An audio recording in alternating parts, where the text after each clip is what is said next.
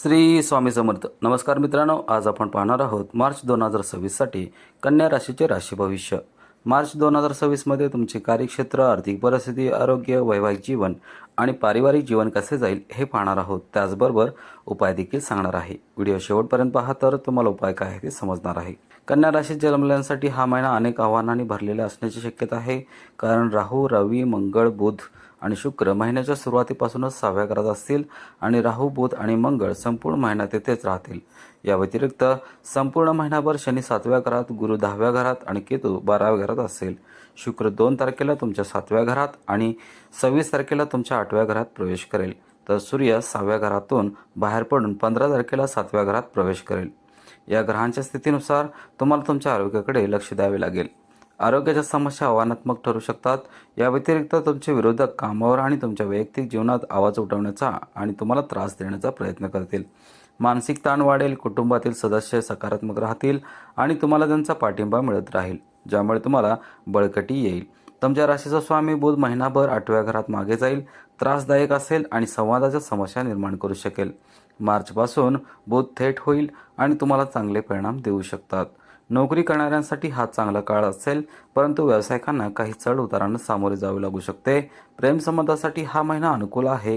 प्रेम विवाह होण्याची शक्यता आहे. विवाहित लोकांचा काळ चांगला जाण्याची शक्यता आहे.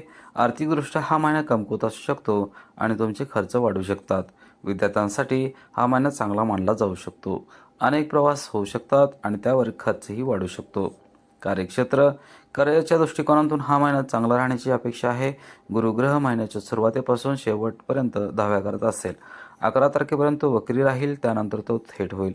त्याची दृष्टी 6व्या भावावरही असेल, जिथे 10व्या भावाचा स्वामी बुध, सूर्य, मंगळ, शुक्र आणि राहू यांच्यासह बसेल. 6व्या भावाचा स्वामी शनी 7व्या भावात असेल, ज्यामुळे तुम्हाला कामात काही अडचणी येऊ शकतात. यामुळे तुम्हाला काही अडचणी येतील, परंतु जर तुम्ही तुमच्या कामावर लक्ष केंद्रित केले आणि त्यावर लक्ष केंद्रित केले तर गोष्टी हळूहळू सुधारतील. महिन्याच्या उत्तरार्धात शुक्र आणि सूर्य 6व्या भावातून बाहेर पडल्यानंतर परिस्थितीत आणखी सकारात्मक बदल दिसून येऊ शकतात. तुमच्या अनुभवाद्वारे तुम्ही तुमच्या कार्यक्षेत्रात चांगले स्थान स्थापित करू शकाल, ज्यामुळे महिन्याच्या उत्तरार्धात तुम्हाला तुमच्या वरिष्ठांचा पाठिंबा मिळेल. व्यवसायात असलेल्यांसाठी हा महिना चांगला मानला जाऊ शकतो. तुमच्या मेहनतीच्या अनुषंगाने तुम्हाला चांगले परिणाम दिसू शकतात, परंतु तुमच्या व्यवसायात काही आव्हाने, विशेषतः कायदेशीर अडथळे उद्भवू शकतात. तुम्हाला त्यांचा सामना करावा लागेल आणि जर तुम्ही तुमच्या परिस्थितीचे काळजीपूर्वक नियोजन केले आणि योग्य धोरण, मार्गदर्शक तत्वाचे पालन तर महिन्याच्या उत्तरार्धात हळूहळू व्यवसायात प्रगती शक्य होऊ शकते. आर्थिक परिस्थिती, तुमच्या आर्थिक परिस्थितीकडे पाहता या महिन्यात तुम्हाला अत्यंत सावधगिरी बाळगण्याची आणि महिन्याच्या सुरुवातीपासूनच तुमच्या आर्थिक परिस्थितीकडे लक्ष देण्याची आवश्यकता असल्याचे सूचित होते. तुमचे आर्थिक व्यवस्थापन योग्यरित्या करण्यात यशस्वी झाल्यास अडचणी येऊ शकतात. संपूर्ण महिनाभर केतू 12व्या घरात असेल, ज्यामुळे खर्च वाया जाऊ शकतो. अनपेक्षित खर्च उद्भवतील आणि तुम्हाला ते कोणत्याही परिस्थितीत व्यवस्थापित करावे लागतील. महिन्याच्या सुरुवातीला 5 ग्रह सूर्य, मंगळ, बुध, शुक्र आणि राहू तुमच्या 6व्या घरात असतील, 12व्या घरात दृष्टी क्षेत्रात असतील, ज्यामुळे खर्चात घातांकीय वाढ होईल आणि तुम्हाला समस्या निर्माण होऊ शकतात. तसे 2 तारखेला शुक्र 7व्या घरात भ्रमण हे काहीसे कमी करेल आणि 15 तारखेला सूर्याचे 7व्या घरात, त्यानंतरचे संक्रमण परिस्थिती सुधारेल. बुध थेट वळल्यानंतर ही परिस्थिती सुधारेल, परंतु 26 तारखेला शुक्र तुमच्या 8व्या घरात प्रवेश करेल, ज्यामुळे काही अज्ञात खर्च होतील, ज्यामुळे पुन्हा चढ उतार होऊ शकतात. जर तुम्ही गुंतवणूकदार असाल तर गुंतवणूक करण्यासाठी हा काळ चांगला आहे. तुम्ही जोखीम घ्याल आणि काही चांगली गुंतवणूक करू शकता, परंतु तुम्हाला तुमच्या खर्चाबद्दल सावधगिरी बाळगावी लागेल, कारण ते तुम्हाला तुमच्या आर्थिक परिस्थितीकडे विशेष लक्ष देण्यास भाग पाडू शकतात. आरोग्याच्या दृष्टीने हा महिना थोडा कमकुवत राहण्याची शक्यता आहे. ग्रहांची स्थिती तुमच्या बाजूने दिसत नाही, म्हणून तुम्हाला या महिन्यात तुमच्या आरोग्याला प्राधान्य द्यावे लागेल.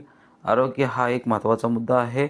संपूर्ण महिनाभर केतू 12व्या घरात, शनी 7व्या घरात, राहू, मंगळ आणि बुध 6व्या घरात राहील. महिन्याच्या सुरुवातीला सूर्य आणि शुक्र 6व्या घरात असतील आणि नंतर 7व्या घरातून 8व्या घरात जातील.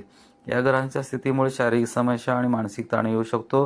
तुमच्या राशीचा स्वामी बुध महिन्याच्या पहिल्या 6 महिन्यात वक्री होईल, ज्यामुळे आरोग्याच्या समस्या वाढू शकतात. म्हणून तुम्ही तुमच्या आरोग्याच्या सर्व पैलूंचा विचार केला पाहिजे. जर तुमच्या राशीचा स्वामी पीडित असेल तर आरोग्याच्या समस्या वाढू शकतात आणि तुम्ही आजाराला बळी पडू शकता. म्हणून इतर सर्व गोष्टी बाजूला ठेवा आणि प्रथम तुमच्या आरोग्यावर लक्ष केंद्रित करा, कारण या महिन्यात तुम्हाला तुमचे आरोग्य राखण्यासाठी सर्व शक्य उपाययोजना करणे आवश्यक आहे. जर तुम्हाला काही समस्या आल्या तर ताबडतोब वैद्यकीय तपासणी करा आणि योग्य डॉक्टरांचा सल्ला घ्या. असे केल्याने पुढील गुंतागुंत टाळण्यास मदत होईल. शिवाय मानसिक ताण टाळण्यासाठी एकटे राहणे टाळा. जर तुम्ही प्रेम संबंधात असाल तर हा महिना अनुकूल राहण्याची शक्यता आहे. पंचम भावाचे स्वामी शनी महाराज संपूर्ण महिना 7व्या भावात राहतील, ज्यामुळे तुम्हाला प्रेमातील आव्हानांवर मात करण्यास आणि पुढे जाण्यास मदत होईल. तुमचे प्रेम फुलेल. तुम्ही तुमच्या प्रिय व्यक्तीला मोठ्या आनंदाने आणि उत्साहाने भेटाल. तुम्ही त्यांच्यासोबत लांब आणि लहान सहलीमध्ये सहभागी व्हाल, एकत्रित वेळ घालवाल, एकत्र जेवण कराल आणि तुमच्या नात्यासाठी चांगल्या गोष्टी कराल. या काळात तुम्ही त्यांच्याशी लग्न करू शकाल आणि तुमचे लग्नही निश्चित होऊ शकते. म्हणजे प्रेमविवाह होण्याची दाट शक्यता आहे. जर तुम्ही अजूनही अविवाहित असाल तर तुम्हाला काही चांगली बातमी मिळू शकते. या व्यतिरिक्त तुमच्या कार्यक्षेत्रातील एखाद्या खास व्यक्तीशी जवळचे नाते निर्माण होऊ शकते, जे नंतर नातेसंबंधात बदलू शकते. हा महिना विवाहित व्यक्तींसाठी अनुकूल असेल, परंतु महिन्याच्या उत्तरार्धात 15 तारखेनंतर जेव्हा सूर्य 7व्या भावात शनीची युती करेल, तेव्हा हा काळ तुमच्या कौटुंबिक जीवनात समस्या निर्माण करू शकतो.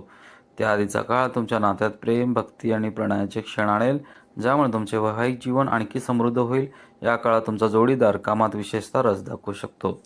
कौटुंबिक जीवन हा महिना कौटुंबिक बाबीसाठी चांगला राहण्याची अपेक्षा आहे. 4थ्या घराचा स्वामी गुरुग्रह संपूर्ण महिनाभर 10व्या घरात राहील. 2ऱ्या आणि 4थ्या घराकडे अमृत दृष्टीने पाहेल, ज्यामुळे कौटुंबिक संबंध सुधारतील.